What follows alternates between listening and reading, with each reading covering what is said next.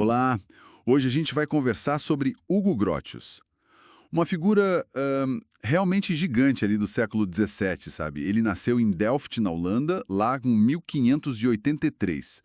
Vamos usar uns trechos da biografia dele para entender melhor o impacto que ele teve. O nosso foco aqui é tentar entender como Grotius conseguiu conectar áreas que hoje talvez a gente veja mais separadas, né? O direito, a teologia e todas aquelas mudanças sociais enormes da época dele. Ele tinha uma meta bem ambiciosa, assim, harmonizar a fé cristã com a razão e também com as necessidades de um mundo que estava, bom, mudando muito rápido. E ele começou muito cedo, né? Grotius era tipo um prodígio mesmo. Cresceu num ambiente cultural muito rico, assim, influenciado tanto pela reforma protestante quanto pelo humanismo da Renascença. Essa mistura foi chave para ele. Ok, vamos começar a desvendar isso. Sem dúvida. E o fascinante aqui, eu acho, é que Grotius não era só um acadêmico, sabe?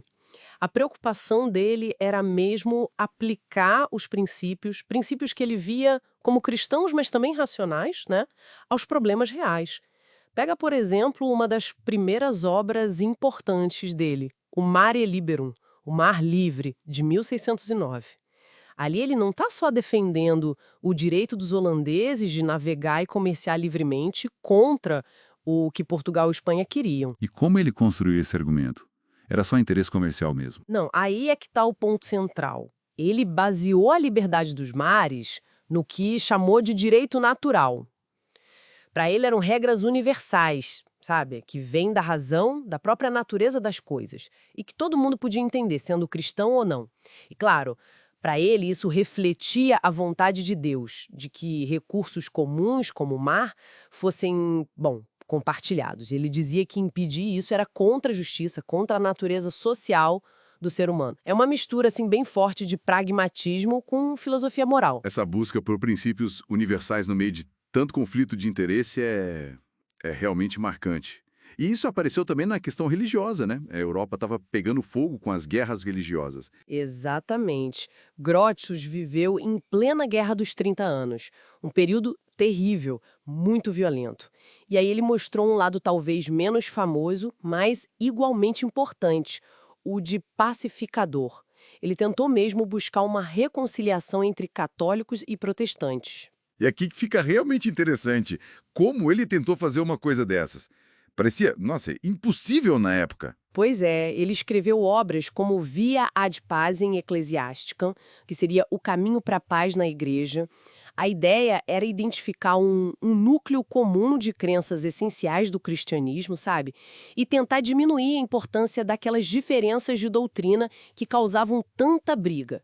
Para ele, a fé tinha que unir as pessoas, focando no essencial da mensagem cristã. Uma ideia bem ousada, né? E até perigosa naquele clima de ortodoxia tão rígida. Então, além do jurista e do pacificador, tinha o teólogo também. Sim, e um teólogo bem ativo.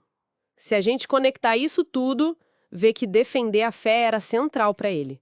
No livro A Verdade da Religião Cristã, ele fez uma defesa bem racional do cristianismo. Argumentou que a razão não só combinava com a revelação da Bíblia, mas podia até confirmar ela. E ele entrou em debates teológicos bem específicos também. Por exemplo, no De Satisfactione Christi, ele defendeu a visão mais tradicional da doutrina da expiação. Aquela ideia de que o sacrifício de Cristo era necessário para satisfazer a justiça divina, sabe? E isso contra críticas de grupos como os socinianos, que tinham mais interpretações mais racionais, talvez, e menos focadas nessa necessidade de um sacrifício substituto. Mas essa caminhada dele não foi nada fácil, né? Ele pagou um preço alto por essas posições todas. Pagou e como? Por se meter na briga teológica e política lá na Holanda, ele acabou preso em 1618, condenado à prisão perpétua. É incrível pensar que, mesmo preso lá no castelo de Loevestein, ele escreveu uma obra super importante como a Introdução à Jurisprudência Holandesa. Aliás, a história da fuga dele, escondido numa arca de livros, é famosa. Mostra bem a resiliência dele e também a força da esposa, Maria van Heigersberg, que organizou tudo. Que história impressionante. Uma força de vontade. E qual é o legado que essa figura tão multifacetada deixou para nós? Olha, é um legado enorme. As ideias do Grotius sobre direito natural, sobre guerra justa, a própria liberdade dos mares, tudo isso foi fundamental para o desenvolvimento do direito internacional moderno. E o esforço dele para harmonizar fé e razão influenciou muitos pensadores depois. Isso levanta uma questão importante, né? Será que essa tentativa de síntese, de achar princípios universais, racionais e morais para guiar a convivência humana, será que isso ainda é relevante hoje? Então, resumindo um pouco, o que a gente vê é que Grotius foi esse pensador que ousou navegar entre mundos diferentes, direito, teologia, política, sempre buscando uma base racional, ética, muitas vezes vinda da fé cristã dele, né, para os problemas da época. E ele fez isso com uma persistência incrível, mesmo enfrentando perseguição. Exatamente. E as contribuições dele não são só coisa do passado, não. O conceito de um direito que vai além das nações, baseado em princípios universais de justiça. A ideia de que os oceanos são um bem comum, até a busca por um diálogo racional sobre a fé.